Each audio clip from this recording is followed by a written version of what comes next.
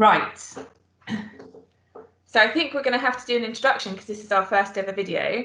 So I'm Jane from Drift IT, and I'm joined by Tim Clarke, head teacher at Cornerstone Primary School in Whiteley.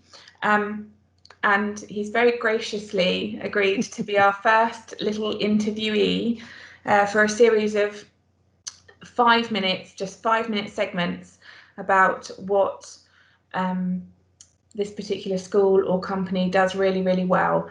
And I'm going to ask a couple of questions, and then hopefully it will maybe help or inspire or support some other schools that have maybe been thinking about how to do the same thing. And I'm right in saying, before we start, you'd be perfectly happy to speak to any school directly, wouldn't you, about how you're using Microsoft Teams is what we're going to talk to you about today. Very happy. Yes, happy for people to have contact details and happy to help in any way, because often when people ask questions, that helps us learn more about how we're doing what we're trying to do as well. Yeah, and I think that's the point of doing these little 5-minute segments, because actually speaking and seeing how your peers are doing things actually makes things more relatable than perhaps going straight to Google. So I'm going to start my little timer and we'll see how it goes. On your marks, get set, start our 5 minutes. So my first question, Mr. Clarke, is why did your school need Teams? Why did you decide that was the route to go down? Well, prior to moving on to Teams, which we did in January, February time 2020, we had a whole range of different staff communications. So we had emails, we had text messages, we had social media groups, we had a Facebook group. And what we found was that we also had a range of information stored on our server in school, but people would also be saving stuff directly onto their devices. And therefore, there wasn't always that joined up thinking in terms of how people communicated, how people shared documents, and particularly, I think, what 2020 has taught us, that flexibility that's been needed, both when working in school and working remotely. We've needed to simplify those systems. And so what Teams has done really is put everything in one hub, so that we have all our messaging, all our posts, all our files, all that collaboration, all within one space. We've got the calendar in there, and therefore actually for all staff, it's that one place to go. So we used to be in a system where we had 365 email, but we'd have a Google Calendar. And for some staff, trying to access those, they'd only be able to access it on a laptop or desktop. They often could not remember 2 sets of passwords, so it's quite tricky. So again, the bonus with Teams is by having it as an app, all our support staff, they've got the app on the phone, they can read everything, they can get all the messages. They're not, that barrier of remembering things or which device is not there. And the fact that it's all saved in the cloud means that, again, rather than saying to people, oh, is this the most up-to-date version of that? Is that, oh, I thought you'd sent it to me, but I can't find it. Well, actually, the most up-to-date is directly there. So, and we chose to go basically down the Teams route because we've all got Microsoft 365 accounts, school accounts anyway. Staff are used to using the Outlook email and apps like Word and PowerPoint and Excel. But what we've also found through 2020 is, this whole range of other 365 tools. So not just Teams, but, OneNote, Sway, Forms. And basically we're really excited and exploring how we can use those, both to enhance teaching and learning, but also to be more effective and more efficient in actually how we sort of manage and organise ourselves as a school. Yeah, fantastic. How did you roll out Teams across the school? So I think you've already said that the Microsoft platform was already pretty established, but did you have to do very much more on top of that? Yes, I think we did. And I think, again, advice would be to anyone who's looking at doing this is to start small and do it in steps and try and bring people with you. So in January 2020, myself and Henry, our digital leader, we set up a sort of like a demo staff team and just worked on a sort of basic infrastructure within that. And we kept it as minimal as possible. So we were only looking at uploading perhaps 6 or 7 folders. We were only looking at using it for 2 or 3 things. So we tried that out ourselves. Then we asked the SLT to trial it, and we also set up an SLT team with them. So then February, we had an inset day, introduced it to teaching staff. We recommended a couple of training courses. So again, one of the bonuses, I think, of choosing Microsoft is their Microsoft Educator Centre, which is loads, dozens, hundreds of courses and learning pathways online. So we recommended a couple of courses about Teams and said to everyone, we'd like you to do these. And we also gave them a couple of tasks for uploading things like planning, things like resources, to make sure that we could all access that, all see it. We also then introduced it to support staff in a couple of meetings early on in March, fortunately just before lockdown. And the bonus was that because everyone had had the training, because they dipped their toes, actually through lockdown, it was an absolute lifesaver, to be honest, in terms of staff being able to communicate. Actually, for some staff who perhaps had to self-isolate, it was actually good for their well-being in terms of ways of being connected, which was great. What we then did was in June, so the second half of the summer term, we trialled setting up a year 6 class. So Henry was teaching year 6 that time, so he set that up and worked with the children on that. Again, we figured that if that didn't go quite well, it wasn't too much problem because those children were leaving for secondary, so it was worth trialling it. But it did go positively, and then in September 2020, we set up classes for year 4, 5 and 6.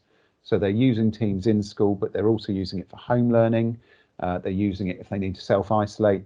And what we also did was we provided a parents' online webinar, which meant that the parents were also trained up and were able to ask questions about how to use it. So from January 2020, us not using it at all, to now just into December, it literally, it's not overstating it to say it has transformed the way we work, and we would not have been able to survive and thrive during 2020 in the same way without it. Well, that was my little 5-minute alarm going off, but I did have one more question. Yeah. My final question, which I think you sort of covered, but I was going to ask, what impact can you see that it's had on your colleagues, your families and your children? So I think during lockdown, as I said, it meant that all staff were able to communicate and keep in contact. But things like weekly rotas, plans, risk assessments, having to say to people, this is the risk assessment. Can you look at it? If you've got any questions, write it on it. I'll then answer it back. Because everyone can see the same document, everyone can work on the same document on any device at the same time, just really powered that up. Meant that we have remote staff meetings in terms of training. We also use OneNote within Teams, so if people did training online, they then made the notes there. If they found some useful links or useful videos, they shared it. And we also actually used it during that lockdown period for sort of weekly social events for the staff. So we'd have quizzes and various other bits just to, again, so nice. keep that sort of well-being of staff. In terms of where we are back now, at basically all documents, all planning, all assessment, all data, all policies, all on there. So again, beginning of September, we always have a let's read through a number of health and safety policies, and previously we'd have had 2 or 3 paper copies of each and people would have passed them round, but actually we've just said, right, here's the folder in Teams, there's the policies, there's an Excel spreadsheet there, just tick when you've read it and away we go. So it just made things so much easier. And things like so we have a celebration worship on a Friday, and we usually have a special book, which is a physical book, and the teachers write in it, but of course at the moment we can't share that between bubbles, so we've just got a OneNote page now as a special book, and we're just using that. So I'm still going around the classes individually, doing the celebration worship, but using OneNote. For the pupils, been highly motivating for them, this sort of new way of blended school and home learning. We've got children who've been really reluctant to do home learning before, sort of doing it within 12 hours of it being posted, finding all sorts of ingenious ways of doing it. We've got examples of where we've used things like sway and forms within school. So, for example, a class produced a whole fact sheet about Saxons by working on a sway together and each doing one of the cards. We've had things using forms where Year 2 last week created a form that they sent to the Key Stage 2 classes, asking them about devices they've got in the class, which ones were left on by mistake at playtime, and look at how they target trying to look at saving energy.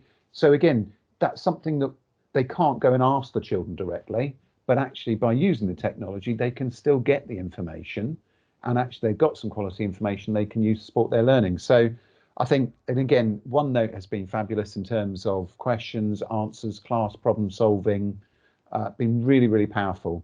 I think for the families at home, it's really helped to simplify and streamline communication for the classes that have got Teams. It's also allowed us, when a class has been self-isolating, we've been able to use Teams to do online teaching.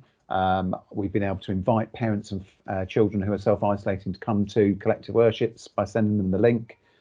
We had a day when Henry was actually having to stay off because one of the members of his family was being tested, but he actually taught the class the whole day from home using Teams, and we just had a couple of support staff in the classroom to support the children. So, you know, from a family point of view, you've got that. What we've also done this year is we're producing a weekly on-demand learning video for each of the classes. So it's sort of either going back over some of the key learning from the week, or it's some of the pre-learning for the forthcoming week, saved as video files. So recorded PowerPoint, saved as video files, but we're uploading them either onto Teams for 4, 5 and 6, or onto OneDrive for year 1, 2 and 3, Tapestry for year R. But it means that families at home can sit there for 4 or 5 minutes, a bit like this video, watch a short video, teachers there, they can see the key points, they can hear the teacher explaining it to them. And again, in terms of worrying about maybe children have missed out on some learning, or they've forgotten some things from last year or from this term, actually it's just helping them to gain that knowledge and understanding. So yeah, really has been an amazing year in terms of how we've developed. I know our plan is to keep these videos short and sweet, but honestly, I could go down such a rabbit hole with you about how you're using Teams, because I've got so many questions. And I think when we were planning this, we said we might come back and have another little Teams chat, maybe further down the line, because there's so much potential. But I'm also so interested in how you're using it as well. It's really encouraging, and I'm so glad that the fates have aligned, have landed with this.